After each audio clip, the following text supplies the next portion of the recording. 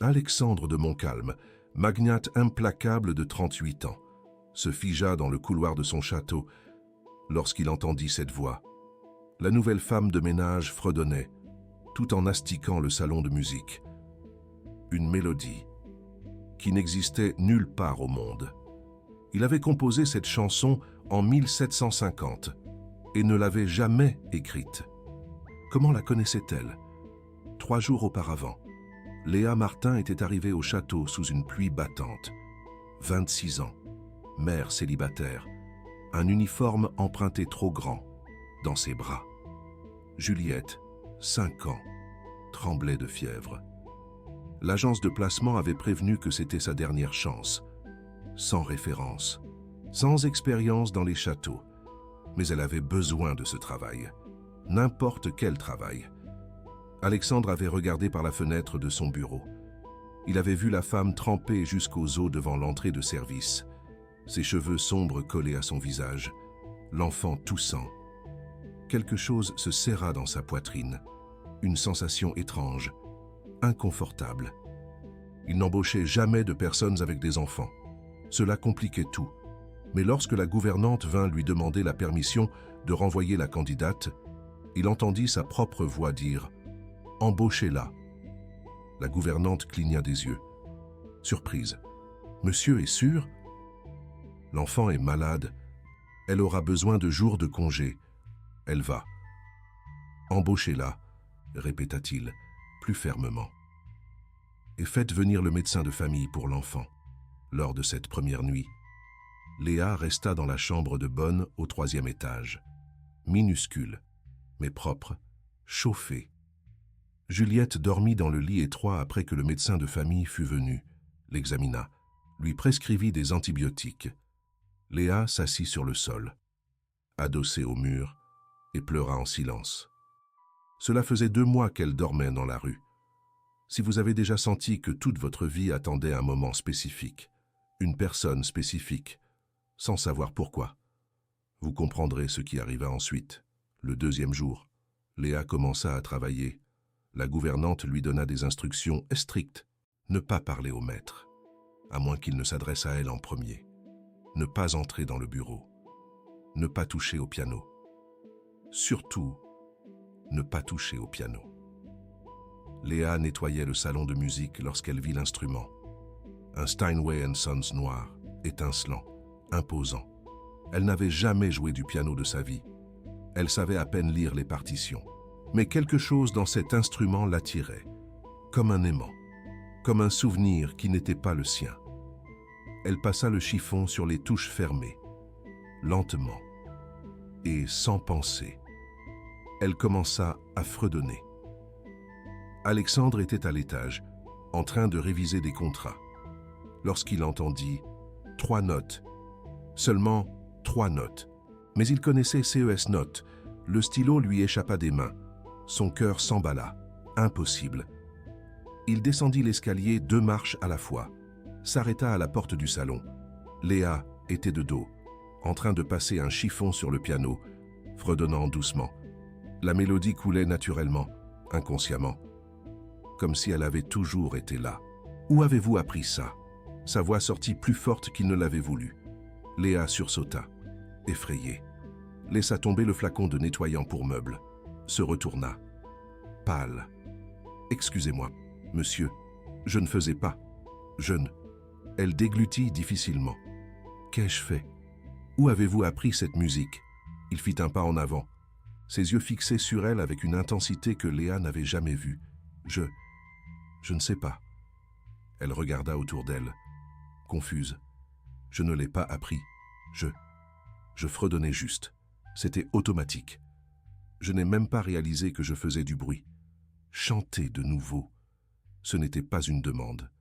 C'était un ordre. » Léa cligna des yeux. « Monsieur, la musique que vous chantiez. Chantez de nouveau.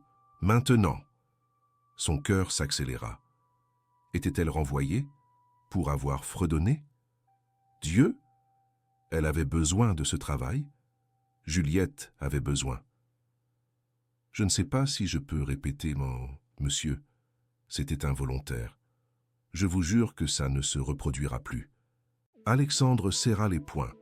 L'émotion qui lui montait à la gorge était insupportable. 275 ans. 275 ans depuis qu'il avait composé cette mélodie, dans sa cellule, avant l'exécution. Il l'avait chantée pour elle une dernière fois à travers les barreaux, l'avait vue pleurer, l'avait vue promettre. Dans chaque vie, ma voix te retrouvera. Il secoua la tête. Était-il en train de perdre la raison? Ce n'était pas possible. Ce n'était pas rationnel. Il ne croyait pas à la réincarnation, aux vies passées, aux âmes sœurs. Il croyait aux chiffres, aux contrats, à la réalité tangible. « Vous pouvez partir, dit-il, d'une voix rauque, et se détourna avant qu'elle ne voie l'expression sur son visage. Léa quitta le salon en tremblant, confuse, effrayée. Mais quelque chose en elle murmurait.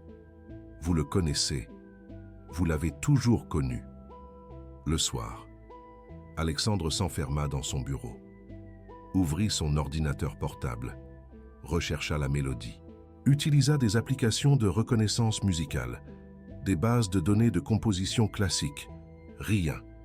Cette mélodie n'existait dans aucun registre, parce qu'il ne l'avait jamais écrite. C'était la dernière chose qu'il avait composée, dans sa cellule, en 1750, pour elle, pour sa duchesse, avant qu'on ne le pende pour avoir osé l'aimer. Il ferma l'ordinateur portable avec force. C'est de la folie. Mais au 4e étage, Léa berçait Juliette, fredonnant doucement, la même mélodie, sans savoir que chaque note était un pont entre les siècles. Juliette ouvrit les yeux, somnolente. « Maman, pourquoi es-tu triste quand tu chantes ça ?» Léa s'arrêta. « Je ne suis pas triste, à ma chérie. »« Si, tu l'es. » La petite fille toucha le visage de sa mère. « Tu pleures à l'intérieur. Et monsieur Alexandre aussi. Vous vous connaissez d'avant. » Léa se figea. « De quoi tu parles ?» Juliette bâilla.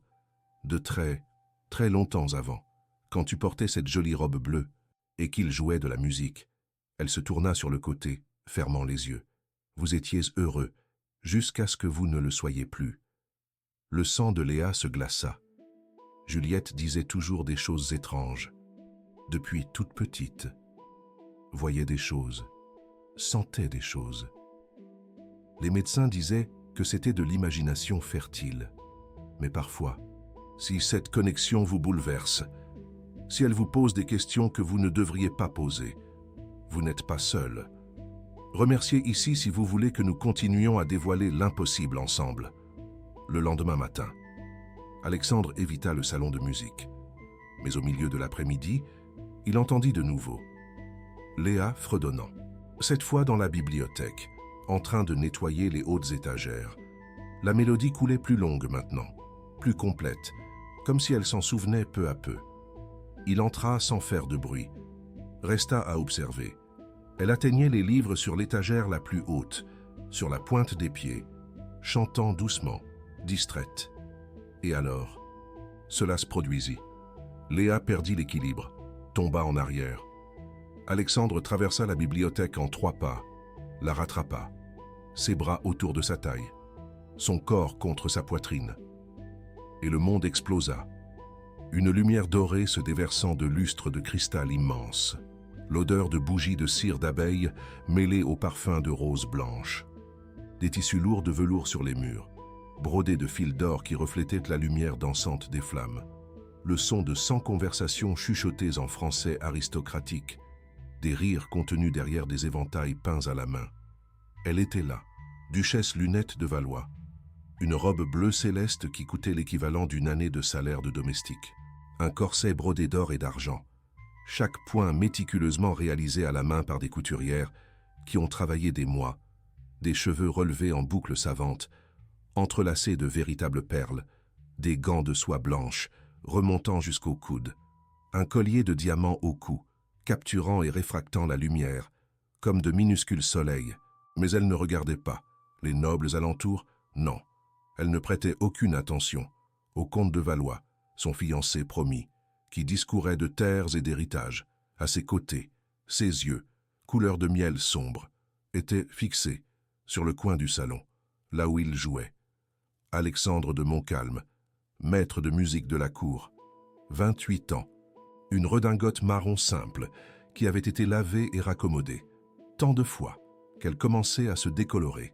Aux coutures, un pantalon noir, de seconde main, des chaussures qui le serraient, mais qui étaient à les seules, qu'il possédait, des cheveux noirs, attachés derrière, par un simple ruban, des mains calleuses, marquées par des années passées, à jouer pour survivre.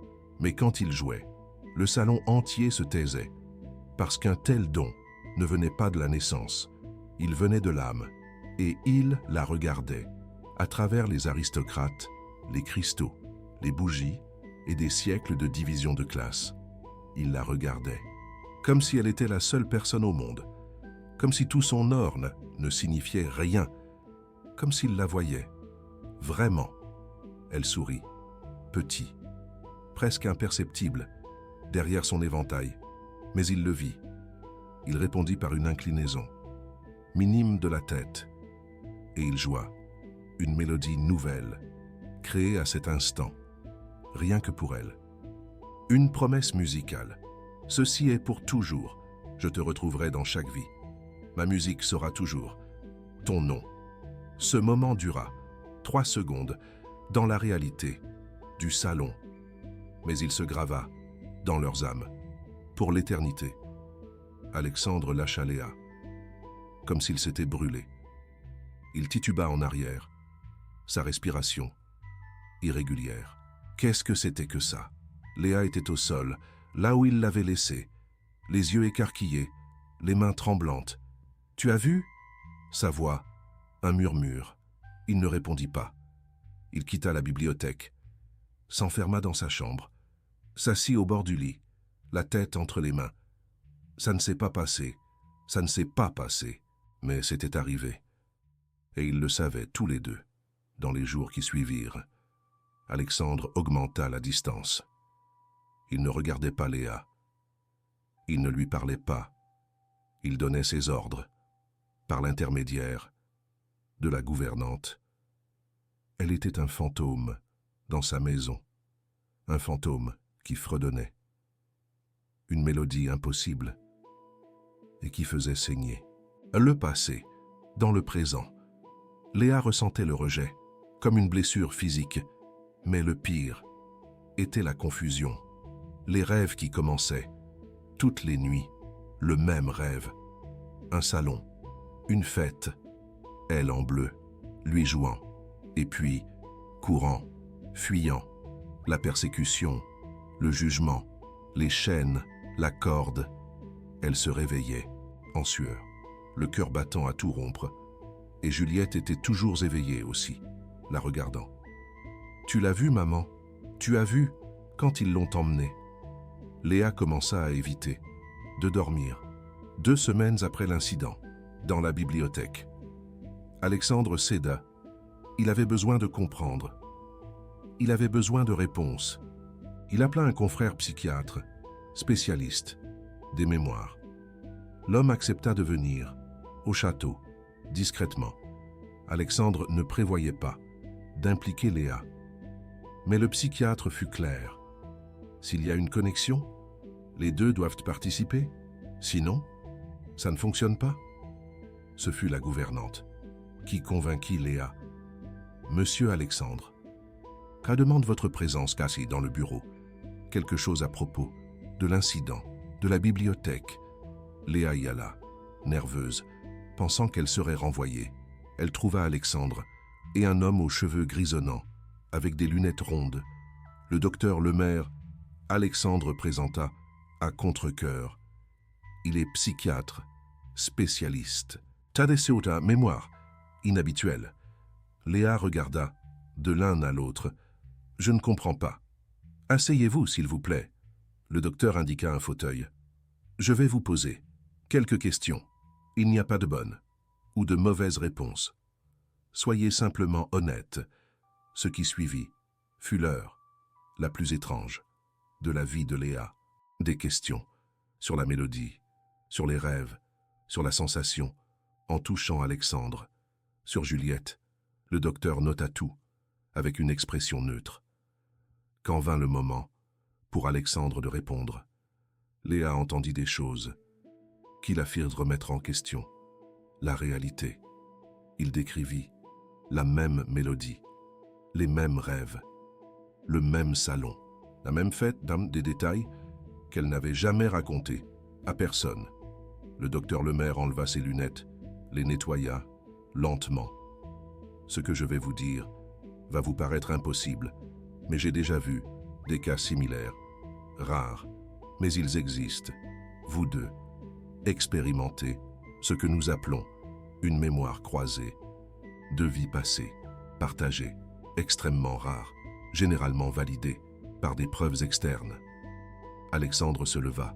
C'est absurde. Je ne crois pas à la réincarnation. Vous n'avez pas besoin d'y croire, mais vous devez enquêter. Le docteur regarda Léa. A-t-elle une marque physique inhabituelle? Une tache de naissance? Une cicatrice sans origine? Léa porta instinctivement sa main à son cou. Alexandre remarqua le geste. Montrez. Elle hésita. C'est juste. Une tache de naissance. Tout le monde en a. Montrez, répéta-t-il. Léa baissa le col de son uniforme, sur le côté gauche du cou, juste au-dessus de la clavicule. Une marque sombre, une ligne horizontale, comme une brûlure ancienne, comme une corde. Alexandre devint blanc. Il tituba, s'assit, lourdement. Non. Le docteur s'approcha. Puis-je examiner? Léa acquiesça. Il observa la marque, avec une loupe. Fascinant. La pigmentation est compatible avec une tache de naissance, mais la forme, mimique avec précision, une marque de ligature. Une corde. On pend les gens avec des cordes, murmura Alexandre. Mais il regardait Léa, parce qu'il se souvenait. Il se souvenait d'être pendu. Il se souvenait de la corde qui serrait. Il se souvenait de la voir au milieu de la foule, criant. Il se souvenait de mourir en la regardant. Et Léa se souvenait aussi. Elle se souvenait de crier, d'être entraînée, enfermée dans la tour, de monter à la fenêtre, de chanter sa mélodie une dernière fois et de sauter. Elle se leva, étourdie. J'ai besoin de sortir. J'ai besoin d'air. Alexandre prit son bras.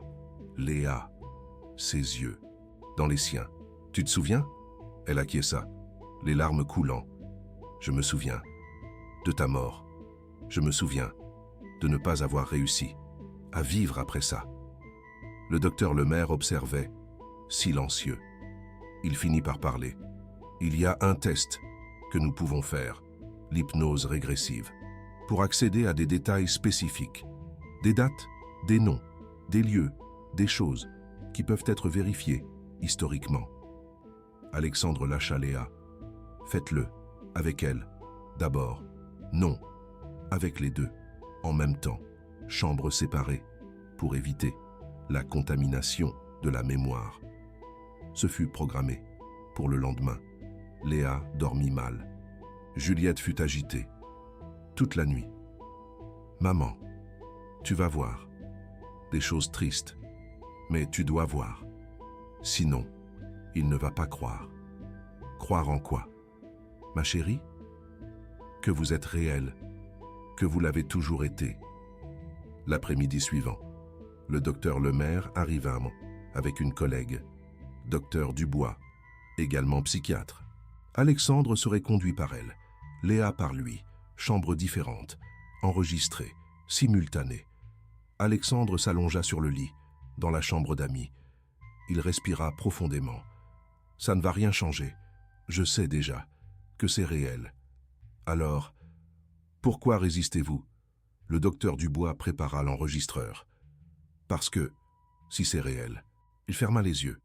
Tout ce que j'ai construit, tout ce en quoi je crois, s'écroule, ou plutôt s'étendre. Elle posa sa main sur son pouls, le surveillant, respire, laisse aller. Alexandre obéit, respiration profonde, plus profonde. La pièce disparut, et il tomba, tomba à travers les siècles, à travers des vies, à travers tout ce qui était solide et rationnel, jusqu'à atterrir en 1750. La cellule sentait la moisissure, l'humidité sur les murs de pierre, des chênes rouillés, de la paille pourrie sur le sol, un froid qui pénétrait jusqu'aux os. Il était là. Alexandre de Montcalm, 28 ans, 3 jours sans manger, les poignets ensanglantés là où les chaînes coupaient, mais ce n'était pas la faim, ni la douleur physique qui le tuait. C'était de savoir qu'elle souffrait aussi. Il pouvait l'entendre. Tour Nord, enfermé, pleurant. Le son traversait la cour pendant les nuits calmes, lui déchirait le cœur plus que n'importe quelle torture physique. La nuit avant son exécution, un garde eut pitié, lui permit de se tenir près de la fenêtre de sa cellule, d'où il pouvait voir la tour au loin, d'où elle pourrait peut-être l'entendre. Et il chanta. Il composa la mélodie là, sur le champ, avec une voix brisée par la soif et le désespoir. Des notes qui sortaient de l'âme, pas de la technique. Chaque phrase musicale était une promesse, chaque accord un serment. Dans la prochaine vie, je te trouverai. Ma musique reconnaîtra ton âme. À travers les siècles, à travers la mort. Mon amour est éternel. Dans la chambre de Léu, simultanément, elle était dans la tour. Lunettes de Valois, 25 ans, une robe déchirée, des cheveux défaits, 3 jours sans eau, les mains ensanglantées à force de frapper à la porte de bois épaisse, criant jusqu'à en perdre la voix, implorant de le voir, une dernière fois, juste une dernière fois. Mais les nobles n'imploraient pas les serviteurs. C'est ce que son oncle, le duc, répétait à travers la porte. Elle s'était rabaissée, avait déshonoré la famille. Amour d'un roturier, crime impardonnable. La nuit avant l'exécution. Elle entendit, de l'autre côté de la cour, une voix faible, mais inconfondible. Il chantait, pour elle, une mélodie nouvelle, une qu'elle n'avait jamais entendue, mais qu'elle connaissait, chaque note, comme si elle avait toujours vécu dans son âme. Elle se traîna jusqu'à la fenêtre de la tour, colla son visage au barreau de fer froid, et elle chanta en retour, d'une voix rauque de pleurs et de déshydratation. Mais elle chanta la même mélodie, comme si elle l'avait toujours su, comme si elle était née en la sachant. Et pendant 3 minutes et 42 secondes, séparés par une cour de pierre et des siècles de système de classe, ils chantèrent ensemble, une dernière fois, dans cette vie. Quand la mélodie se termina, elle cria à travers le vent nocturne « Je t'aime, je t'ai toujours aimé, je t'aimerai toujours, dans chaque vie, je le promets, je le jure sur mon âme !» Et il cria en retour, sa voix se brisant « Je te trouverai, peu importe le nombre de vies, ma musique reconnaîtra toujours ta voix, toujours !» Dans la chambre d'amis, Alexandre, sous hypnose, pleurait, des larmes coulant sur son visage, son corps tendu, sa respiration irrégulière. La docteure Carvalho surveillait, son pouls accéléré, mais contrôlable. « Continuez », l'encouragea-t-elle doucement. « Que s'est-il passé le jour suivant ?»« Ils l'ont emmené le matin », murmura Alexandre, sa voix venant de la mémoire. Ils ont lié ses mains, l'ont traînée à travers la cour. Il a regardé vers la tour, l'a cherchée. Il ne pouvait pas la voir, mais il savait qu'elle était là. Il a crié son nom, une dernière fois. « Lunettes, Lunettes, n'oublie pas notre musique !» Et puis la corde, le nœud, la chute, l'obscurité, dans la chambre de Léa. Elle sanglotait. « J'ai vu », pleurait-elle. De la fenêtre de la tour, j'ai tout vu. J'ai vu quand ils ont mis la corde. J'ai vu quand. Elle ne pouvait pas terminer. Son corps secoué de sanglots à travers le temps. Le docteur Mendes continua, d'une voix douce, mais ferme. « Qu'avez-vous fait ensuite ?»« Lunettes ?»« J'ai chanté, » murmura Léa. « Pendant 3 jours, sans m'arrêter. Sa mélodie, notre mélodie, jusqu'à ce que je n'ai plus de voix, jusqu'à ce que je n'ai plus de larmes, jusqu'à ce que je n'ai plus de raison de respirer. Et alors, je suis monté sur le rebord de la fenêtre. C'était la nuit, pleine lune. Je pouvais voir l'endroit où il l'avait pendu. Je pouvais le sentir. Qui attendait, de l'autre côté? J'ai chanté une dernière fois. Sans voix, juste de l'air, hein? Juste de l'âme. Et j'ai sauté. Parce que vivre sans lui était impossible, et la mort avec lui était préférable à la vie sans lui. Les séances durèrent 1 heure. Quand elles se terminèrent, Léa était épuisée, pâle, tremblante. Alexandre sortit de la pièce en titubant, les yeux rouges, perdus. Les docteurs comparèrent les enregistrements, restèrent silencieux pendant un long moment, révisèrent, vérifièrent, comparèrent les détails, la chronologie, les noms, les lieux, les émotions. Finalement, le docteur Mendes regarda Alexandre et Léa, maintenant assis dans le salon, attendant. Vous venez tous les deux de décrire les mêmes événements, des mêmes lieux, avec les mêmes noms, les mêmes dates, le même château, le même suicide. Il fit une pause, pesant ses mots. Aucun de vous n'aurait pu préparer cela. Les émotions étaient trop réelles, les détails trop spécifiques, et le plus important, vous l'avez décrit de perspectives différentes, mais complémentaires. Il l'a vu de sa cellule, elle l'a vu de la tour. Tous les deux ont décrit la cour entre vous. Les distances correspondent, les temps correspondent. Même la mélodie que vous avez chantée séparément, quand je vous ai demandé de la reproduire, correspond parfaitement. Alors c'est réel. T'as dit Alexandre, ce n'était pas une question, c'était de l'acceptation. Plus réel que la plupart des souvenirs d'enfance que les gens ont de cette vie, confirma la docteure Carvalho. Vous n'imaginez pas, vous n'inventez pas, vous vous souvenez. Les séances durèrent 1 heure. Quand elles se terminèrent, les docteurs comparèrent les enregistrements, restèrent en silencieux pendant un long moment. Finalement, le docteur Mendes regarda Alexandre et Léa, maintenant assis dans le salon, attendant. Les noms que vous avez donnés sont différents, mais le lieu est identique. Château de Montclair. L'année est identique. 1750. Les détails architecturaux que vous avez décrits, la structure de la cour, les titres nobiliaires, tout est cohérent avec la période historique. Il fit une pause. Cela peut être vérifié. Les registres d'exécution dans la France du XVIIIe siècle sont bien documentés. Spécialement les exécutions publiques pour crimes de classe. Vérifiez, dit Alexandre immédiatement. Je veux des preuves. De vraies preuves, pas d'émotion, pas de sentiment, des preuves. Le docteur Mendes acquiesça. Je vais contacter des historiens spécialisés. Mais je dois vous avertir. Si nous trouvons des preuves, que ferez-vous de cette information? Alexandre regarda Léa. Elle était pâle, épuisée. Mais ses yeux étaient dans les siens.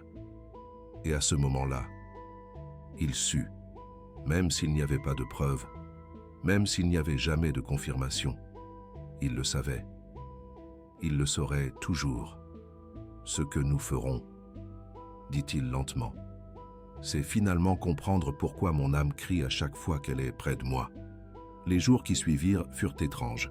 Alexandre cessa d'éviter Léa, mais ne se rapprochait pas non plus. Ils orbitaient l'un autour de l'autre, prudents, effrayés. Le poids de 275 ans entre eux. Léa continuait à travailler, mais maintenant, quand elle fredonnait. Alexandre écoutait. Il arrêtait ce qu'il faisait, fermant les yeux, et se souvenait.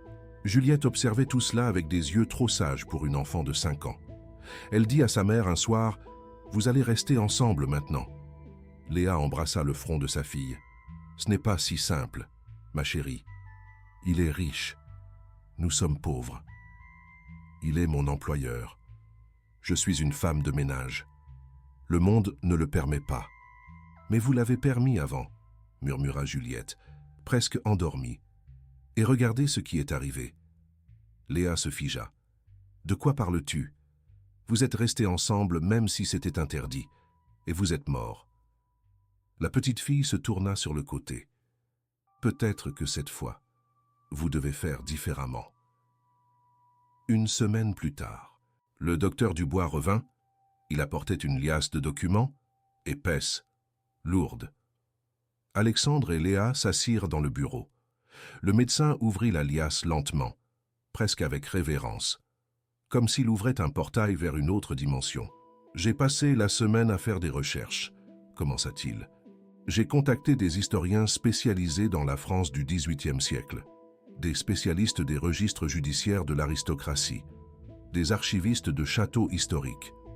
Il sortit le premier document, et nous avons trouvé. » Sa voix était basse, révérencieuse, comme s'il était en présence de quelque chose de sacré. « Château de Montclair, France, région de Bourgogne, propriété de la famille de Valois depuis 1500, registre d'exécution publique, 23 août 1750, Alexandre de Montcalm, 28 ans, maître de musique à la cour, pendu pour crime de séduction d'une noble, crime contre l'ordre social, crime contre Dieu.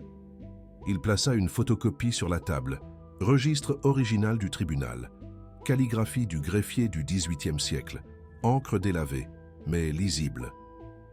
Alexandre prit le document avec des mains tremblantes. Les mots dansaient devant ses yeux, mais il lut. Il se força à lire chaque mot. Accusé, Alexandre de Montcalm, serviteur musical de la cour. Crime. Entretien d'une relation illicite avec la duchesse Juliette Marie de Valois. Preuve. Lettre d'amour trouvée dans sa chambre. Témoignage d'un serviteur qui les a vus dans le jardin. Aveu de la duchesse elle-même sous interrogatoire. Sentence. Mort par pendaison. Exécution publique. Corps devant rester pendu pendant 3 jours comme exemple. Léa se couvrit la bouche, les larmes coulant déjà.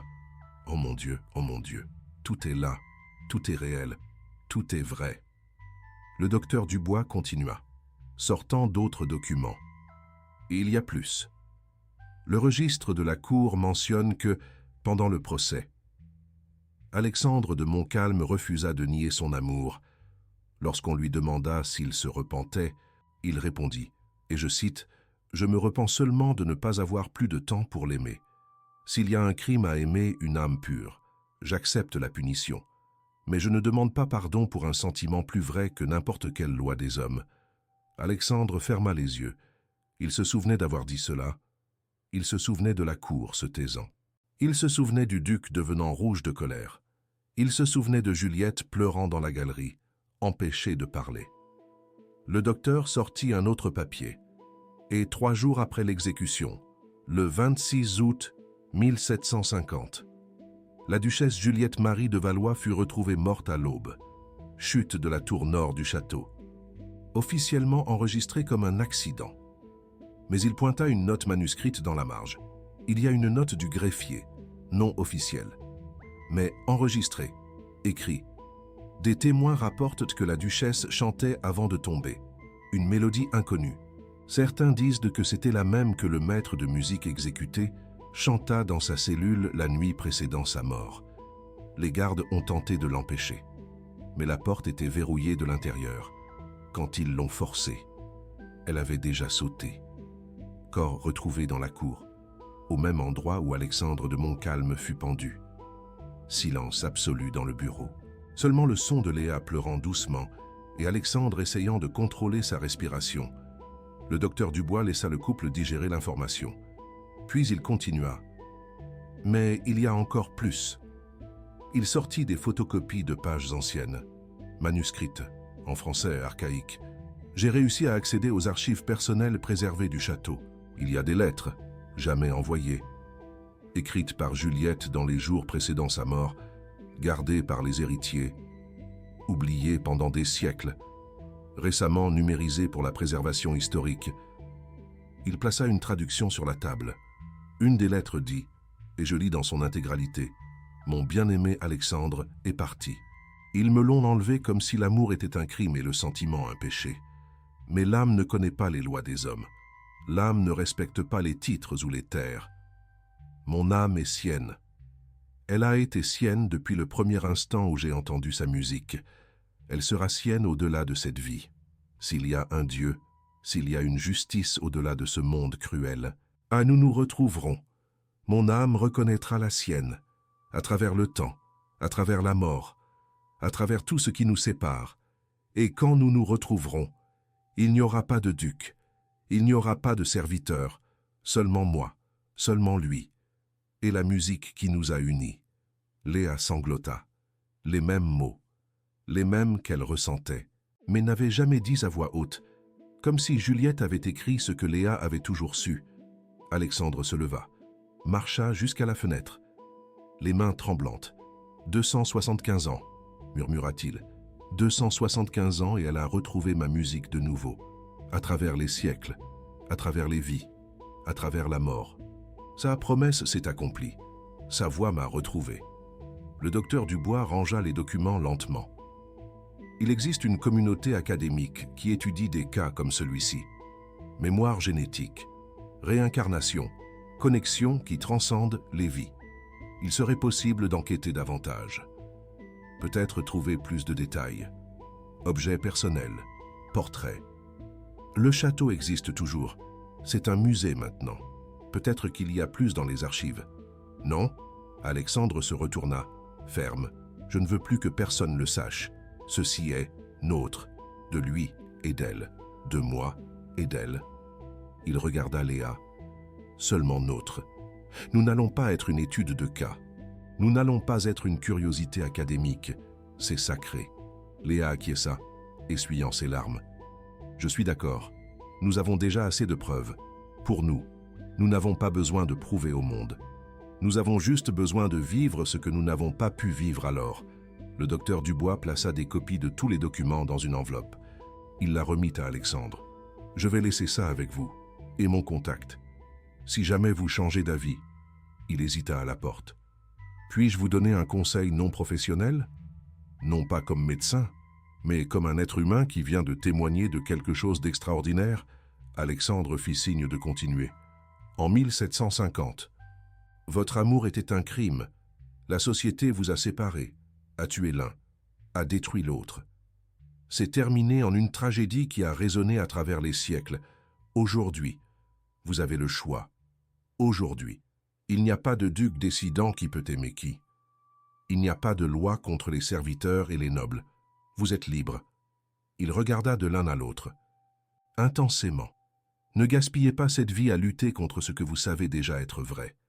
Ne répétez pas l'erreur de vous cacher, d'avoir peur, de laisser le monde décider pour vous. Vivez, aimez, fort, clairement, sans honte. Parce que 275 ans d'attente méritent une fin différente cette fois. Et il sortit. Alexandre et Léa se retrouvèrent seuls, avec les documents d'une vie passée et la chance d'une vie présente. Après le départ du médecin de famille, Alexandre et Léa restèrent silencieux. Finalement, elle murmura « Et maintenant ?»« Maintenant. » Alexandre s'assit, épuisé. « J'ai besoin d'intégrer que tout ce que je croyais sur la réalité était fauque. Et moi, j'ai besoin d'intégrer que je suis la réincarnation d'une duchesse et que j'ai astiqué des planchers. » Léa esquissa un sourire triste. Ironique, n'est-ce pas? Une inversion totale. Alexandre la regarda. Tu n'astiqueras plus de planchers. Pas ici. Pas pour moi. Je dois travailler. Je dois subvenir aux besoins de ma fille. Tu vas continuer à vivre ici, dans la chambre principale du 2e étage, non pas comme femme de ménage, mais comme... Il s'arrêta, incapable de finir sa phrase. Comme quoi? Demanda Léa, tout doucement. Sa réincarnation, son âme sœur, son expérience paranormale. Comme la femme qui a chanté ma musique à travers les siècles, sa voix se brisa. Comme la femme qui a sauté d'une tour parce que j'étais mort. Comme la seule personne au monde que mon âme reconnaît. Léa ferma les yeux, des larmes coulant sur ses joues. Cela ne change rien au fait qu'il y a un abîme entre nous.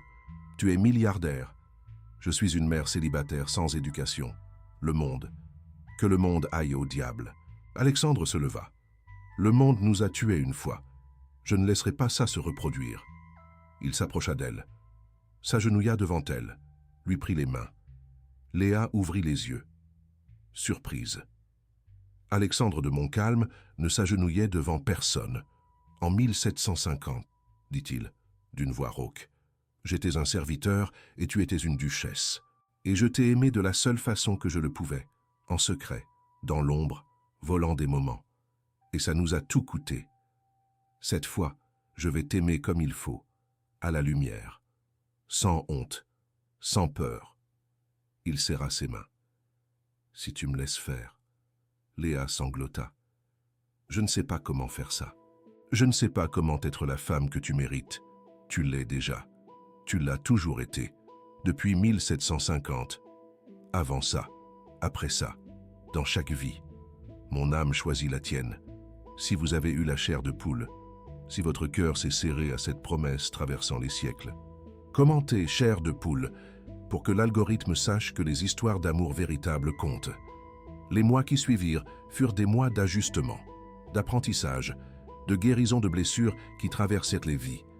Alexandre ne rendit pas la chose publique immédiatement. Le monde n'avait pas besoin de savoir. Pas encore. Mais il changea tout à l'intérieur du château. Léa et Juliette vivaient désormais dans la suite à côté de la sienne. 2 chambres reliées par une porte qui ne se fermait jamais. Juliette avait sa propre chambre, décorée comme une princesse.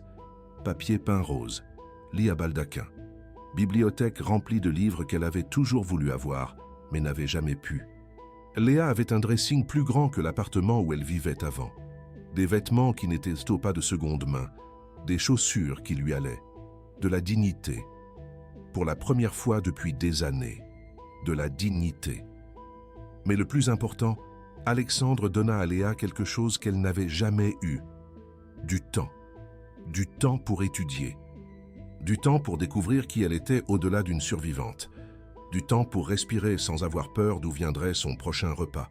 Du temps pour chanter, parce que sa voix était extraordinaire. Il l'avait toujours su, dès le premier fredonnement.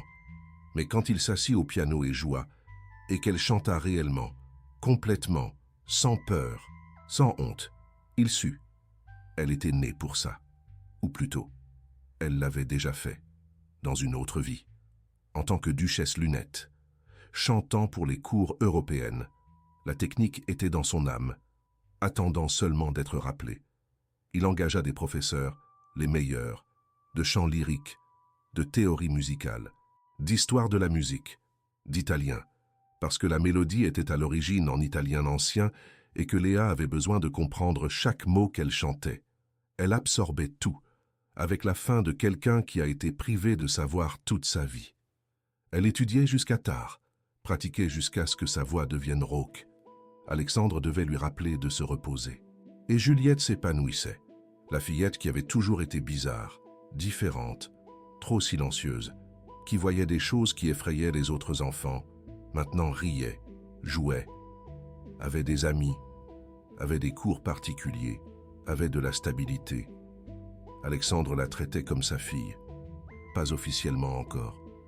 Les papiers prendraient du temps, mais dans les gestes, dans les soins, dans la façon dont il la regardait quand elle riait, comme si cela valait la peine de tout faire.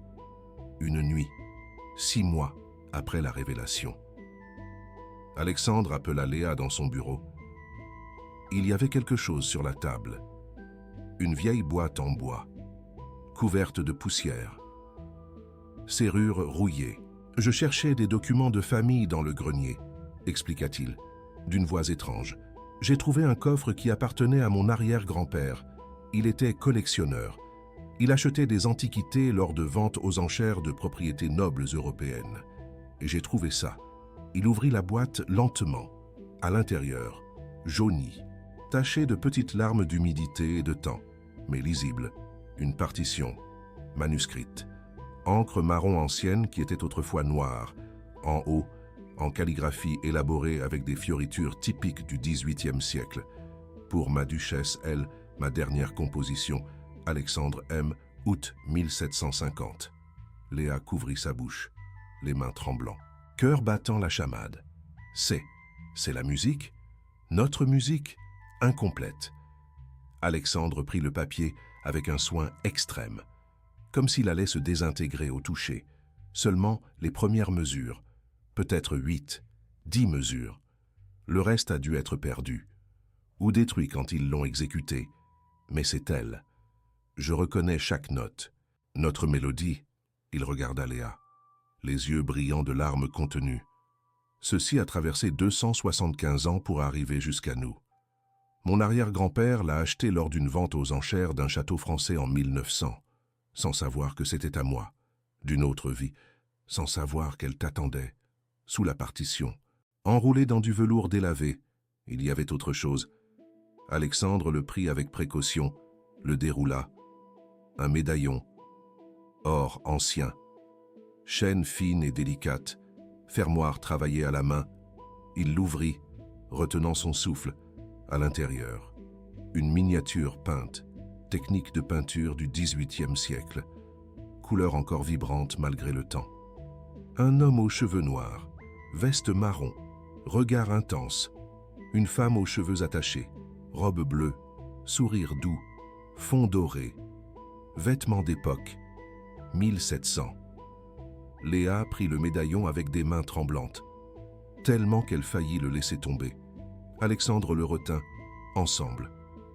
Ils regardèrent et reconnurent.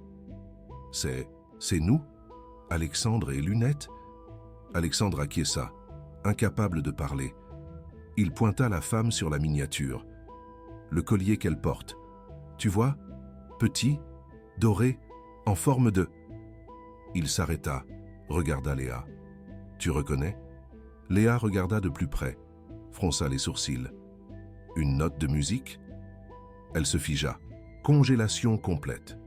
Le sang quittant son visage. Alexandre. Elle lâcha le médaillon dans sa main. Courut dans la chambre.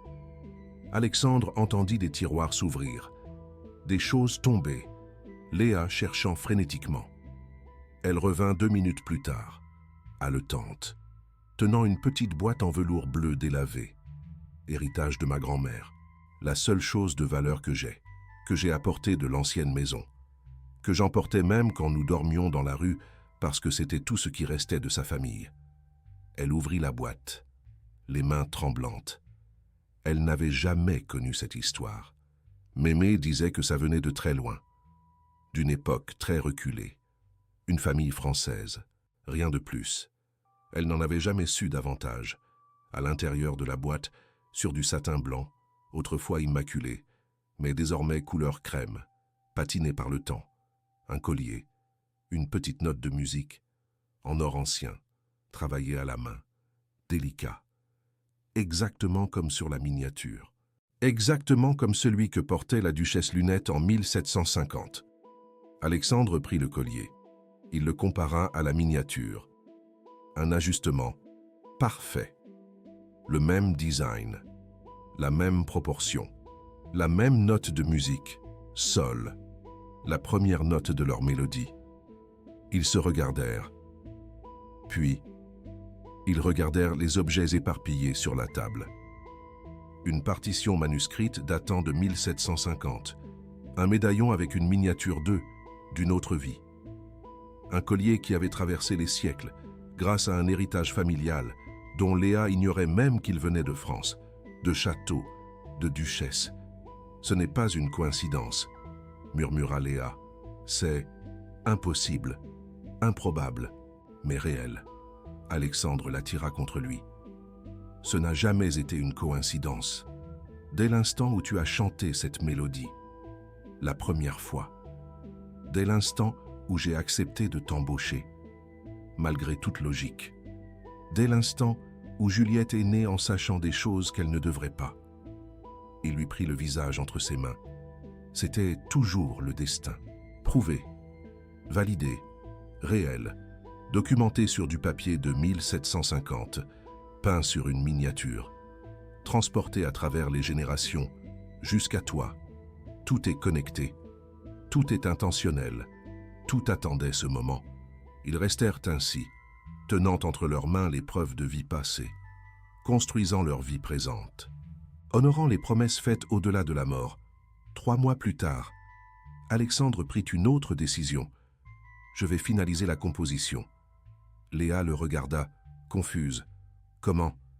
La mélodie que tu chantes, elle est complète, dans ta mémoire, dans la mienne. Je vais la transcrire, officiellement, complètement. Je vais la faire enregistrer. Il prit les mains de Léa entre les siennes. Et tu vas la chanter, pour le monde entier, comme nous n'avons pas pu le faire en 1750. Léa pâlit. Alexandre, je ne suis pas une chanteuse professionnelle. Je ne peux pas. Tu l'es. Ta professeure a dit que ta voix était unique. Une technique naturelle, que la plupart des gens mettent des décennies à développer, comme si tu avais déjà chanté toute une vie. Il sourit. Parce que tu as chanté, en 1750, en tant que duchesse, pour les cours européennes. C'est dans ton âme. J'ai peur. Moi aussi. J'avais peur d'admettre l'impossible, peur de t'aimer, peur de te perdre à nouveau. Mais je vais le faire quand même. Il lui toucha le visage, parce que, cette fois, nous allons faire les choses bien, sans nous cacher, sans honte. Notre musique va exister, officiellement, éternellement.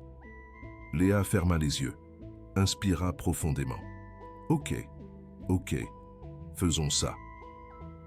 Les mois de préparation furent intenses. Alexandre travailla sur la composition, développant la mélodie, ajoutant des harmonies, tout en conservant l'essence de la chanson originale, mais en créant une œuvre complète, moderne, mais intemporelle. Léa s'entraînait tous les jours. Sa voix, sa présence sur scène, son interprétation, et quelque chose de magique se produisait. Plus elle chantait, plus elle se souvenait. Pas seulement de 1750, d'autres vies, d'autres époques, toujours de la musique, toujours lui. Alexandre le percevait aussi, quand il touchait le piano. Ce n'était pas seulement ses doigts qui mémorisaient, c'était son âme qui se souvenait. Des compositions qui surgissaient, toutes faites, comme si elles avaient toujours existé, attendant d'être remémorées. Juliette continuait de surprendre. Elle dit un jour: « Vous savez que ce n'est pas arrivé qu'une seule fois, hein ?» Léa arrêta de se coiffer. « De quoi tu parles, ma chérie ? » « Vous ?» La petite fille jouait avec ses poupées sur le tapis. « Ce n'est pas arrivé qu'en 1750. Il y a eu d'autres fois, beaucoup de fois. Vous vous retrouvez toujours. » Elle leva les yeux vers Léa, sérieuse. « Mais cette fois, c'est différent. Cette fois, vous allez y arriver. » « Réussir quoi ?» demanda Alexandre en entrant dans la pièce. « À rester ensemble. » Juliette retourna à ses poupées. Au lieu de mourir triste, Alexandre et Léa échangèrent un regard. L'enfant avait 5 ans, mais elle parlait comme si elle en avait 1000. 1 an après la première fois qu'ils avaient entendu la mélodie. Alexandre organisa un concert privé. Il invita des musiciens, des critiques, des amis, des médias triés sur le volet. Personne ne connaissait le but, si ce n'est qu'Alexandre de Montcalm, un magnate qui ne s'était jamais impliqué publiquement dans l'art, présentait quelque chose de spécial. Le salon de musique de son château fut préparé. 100 chaises, une petite scène, un piano, un microphone, un éclairage intime. Léa était dans les coulisses, vêtue d'une robe bleu céleste, qu'Alexandre avait fait faire sur mesure. Quand elle la vit, elle la reconnut. Elle était identique à la robe sur la miniature, identique à celle qu'elle portait en 1750. Alexandre arriva par derrière. Il posa quelque chose autour de son cou, le collier, la note de musique en or.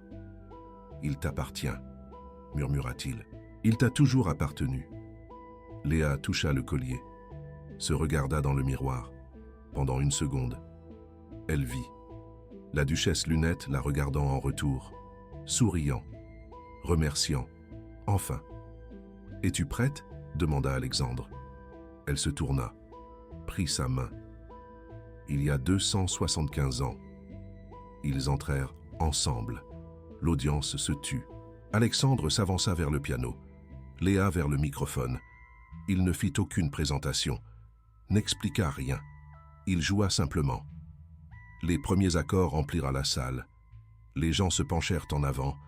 La mélodie était étrange, ancienne, mais magnifique, hypnotique. Et alors, Léa chanta. Sa voix était pure, claire, parfaite, en italien ancien. Des mots qu'elle n'avait jamais étudiés officiellement, mais qui coulaient naturellement, comme sa respiration, les paroles qu'Alexandre avait transcrites, à partir de souvenirs de rêves, de transes, de moments entre les vies. La chanson parlait d'amour interdit, de promesses faites au-delà de la mort, d'âmes qui se cherchent à travers les siècles, de mélodies qui ne meurent jamais. Quand ils arrivèrent au refrain, Alexandre chanta avec elle, basse, harmonie, parfaite, comme s'ils avaient répété pendant 1000 vies, parce qu'ils l'avaient fait, dans l'audience. Des gens pleuraient, sans savoir pourquoi. Ils sentaient juste le poids des siècles, la beauté d'un amour qui transcende la mort, l'espoir que certaines choses sont éternelles. Quand la musique s'arrêta, il y eut un silence, long, profond, puis des applaudissements, une ovation, tonnerre. Mais Alexandre et Léa se regardaient seulement, parce qu'ils savaient. Ils venaient de faire ce qu'ils n'avaient pas réussi à faire en 1750, s'aimer, publiquement, à la lumière. Et ils avaient survécu.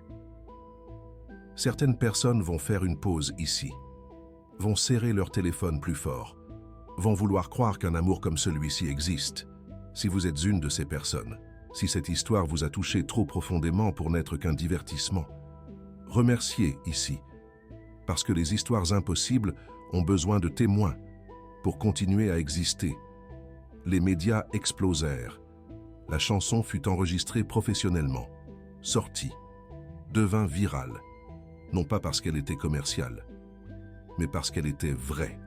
Les gens sentaient l'authenticité, le poids, l'éternité. Alexandre et Léa donnèrent des interviews. Mais ils ne racontèrent pas tout. Ils parlèrent d'amour, de musique, de seconde chance. Ils ne mentionnèrent pas la réincarnation. Ils laissèrent les gens interpréter comme ils le souhaitaient. Mais ceux qui écoutèrent vraiment, ceux qui sentirent vraiment, Dan savaient. Cette chanson, elle n'a pas été composée. Elle a été rappelée. 6 mois après le concert, Alexandre demanda Léa en mariage. Ce n'était pas élaboré. C'était simple. Dans le salon de musique, là où tout avait commencé, lui au piano, elle chantant. Juliette dormant sur le canapé. Il arrêta de jouer au milieu de la mélodie. Regarda Léa. Épouse-moi, main dans cette vie, et dans toutes les autres. Officiellement, légalement, éternellement. Léa sourit, les larmes coulant. En 1750, j'ai dit oui dans l'ombre. Cette fois, je dirai oui dans la lumière. Ils se marièrent 3 mois plus tard. Cérémonie petite. Seulement les personnes importantes. Juliette comme demoiselle d'honneur, heureuse. Enfin avec une famille complète pour leur lune de miel. Alexandre emmena Léa et Juliette en France, au château de Montcalm, désormais musée historique. Ils visitèrent les lieux, virent le salon où ils s'étaient rencontrés 275 ans auparavant, virent la tour d'où elle sauta, virent la cour où il fut exécuté. Le guide du musée raconta la légende locale, de la duchesse qui mourut par amour interdit, du maestro qui composa une chanson perdue, de la mélodie que l'on dit encore pouvoir entendre la nuit, quand le vent souffle d'une certaine façon. Alexandre et Léa échangèrent un regard. « Elle n'est pas perdue », murmura-t-il. « Elle a retrouvé son chemin. » Dans la salle des archives historiques du musée, Alexandre demanda une permission spéciale. Il voulait voir les documents originaux. Le conservateur, âgé, intrigué, accepta. Et là, dans les archives soigneusement préservées, ils trouvèrent des lettres de la duchesse Lunette, écrites dans les jours précédant sa mort, jamais envoyées, gardées, oubliées pendant des siècles. L'une d'elles disait « S'il existe un Dieu, s'il existe une justice au-delà de cette vie, nous nous retrouverons. Mon âme connaîtra la tienne. À travers le temps, à travers la mort, à travers tout ce qui nous sépare. Et quand nous nous rencontrerons, il n'y aura plus de duchesse, plus de serviteurs, seulement moi, seulement toi, et la musique qui nous a unissent. » Léa lut, les mains tremblantes. Elle savait. Elle avait toujours su. Alexandre demanda une copie de la lettre. Pailla ce qui était nécessaire, l'emporta chez lui, l'encadra, l'accrocha dans le salon de musique. Preuve finale, témoignage à travers les siècles. Ils retournèrent au Brésil, différents, complets. Leur histoire n'était plus un mystère, c'était un legs. Alexandre créa une fondation pour soutenir les artistes pauvres, spécialement les musiciens, spécialement ceux que la société dit ne pas pouvoir. Il nomma Léa co-directrice. Elle, qui avait vécu dans la rue avec sa fille, décidait maintenant qui recevait des bourses, qui recevait des chances. Juliette grandissait, spéciale, sage. Elle disait des choses qu'un enfant ne devrait pas savoir. Mais Alexandre et Léa ne s'en étonnaient plus. Certaines âmes viennent différemment. Certaines se souviennent plus. Certaines sont des ponts entre les mondes. 3 ans après le mariage, Léa découvrit qu'elle était enceinte. Alexandre pleura. Pas de tristesse, de plénitude. La famille qui avait commencé en tragédie en 1750 avait enfin une fin heureuse quand le fils naquit. Un garçon, les yeux verts. Alexandre le prit dans ses bras et murmura « Bienvenue à la maison », parce qu'il le sentait. Ce n'était pas un enfant quelconque. C'était une âme connue, revenant, complétant le cercle. Ils l'appelèrent Alexandre Junior, mais tout le monde l'appelait Sandro. Le bébé était calme. Mais quand Léa chantait, il prêtait une attention différente, comme s'il reconnaissait, comme s'il se souvenait. Un jour, Juliette, maintenant âgée de 8 ans, dit « Sandro était votre frère. En 1750, il est aussi mort quand vous êtes mort. » Tristesse, elle caressa le bébé. Mais maintenant il est revenu. Pour la bonne famille, fin heureuse. Alexandre ne questionna pas. Il accepta simplement. Les mystères des vies passées n'avaient pas tous besoin d'être résolus. Certains avaient juste besoin d'être vécus. La musique que Léa et Alexandre créèrent, officiellement enregistrée sous le nom de Mélodie de Lunettes, gagna des prix. Elle fut étudiée dans les conservatoires, analysée par des musicologues. Certains disaient que c'était une composition moderne géniale. D'autres sentaient de quelque chose de plus ancien, quelque chose qui transcendait l'époque. Léa enregistra un album complet, de chansons qu'elle et Alexandre composaient ensemble. Mais Mélodie de Lunettes était toujours la première, toujours la plus spéciale, toujours celle qui faisait pleurer les foules sans comprendre complètement pourquoi. Dans les interviews, on leur demandait « Quel est le secret ? Comment composez-vous quelque chose d'aussi intemporel ?» Alexandre répondait toujours « Je ne compose pas, je me souviens. » Et Léa chante ce que mon âme a toujours su. Les gens interprétaient cela comme de la poésie, comme une métaphore. Ils laissèrent faire. La vérité complète n'était pas pour tout le monde, seulement pour ceux prêts à croire que l'amour véritable ne meurt pas. Il attend simplement, à travers les siècles, à travers les vies, jusqu'à retrouver son chemin. Avez-vous déjà rencontré quelqu'un et senti que vous le connaissiez déjà?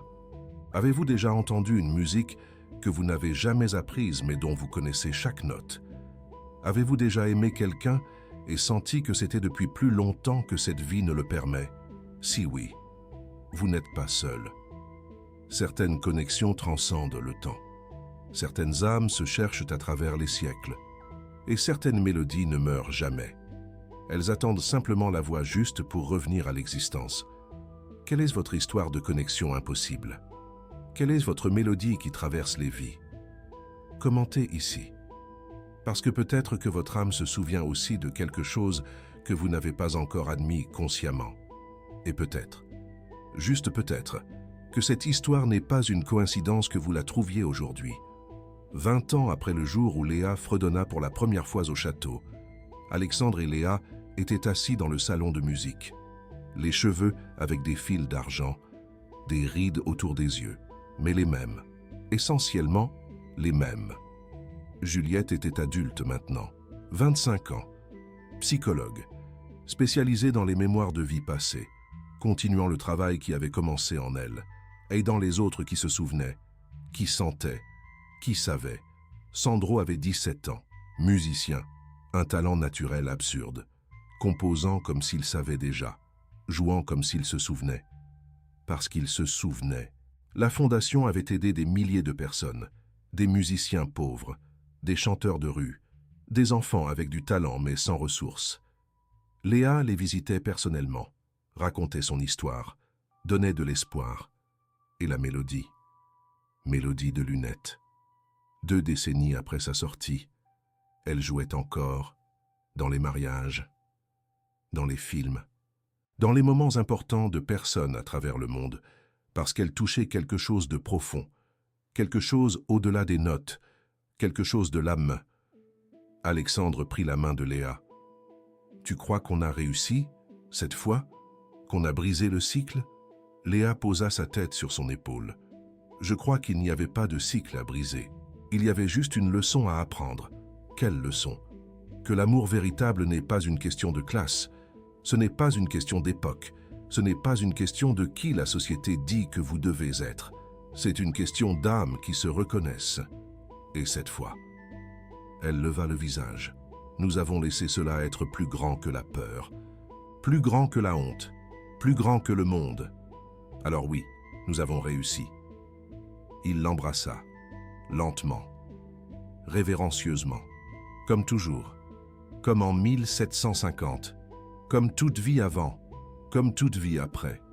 Parce que certaines promesses sont éternelles, certaines mélodies ne meurent jamais, et certaines âmes se retrouvent toujours, peu importe le nombre de vies que cela prendra. Au final, ce qui demeure, ce n'est pas la richesse, ce n'est pas la gloire, ce n'est pas le pouvoir. Non. Ce qui persiste, c'est l'amour que vous avez protégé. L'amour, la musique que vous avez créée, ces mélodies, ces harmonies qui résonnent à jamais, les promesses que vous avez tenues, ces engagements sacrés, ces paroles données, et, surtout, les âmes que vous avez reconnues, ces Lins, invisibles, ces affinités profondes.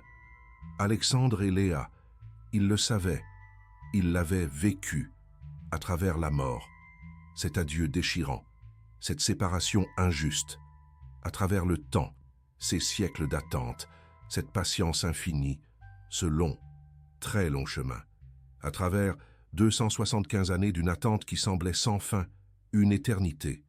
Et enfin, ils ont obtenu la fin qu'ils avaient toujours méritée. Non pas parce que c'était facile, oh non, rien n'a été facile pour eux, mais parce que c'était vrai, tellement vrai, et la vérité, au final, triomphe. Toujours, toujours. Vous entendez? Toujours.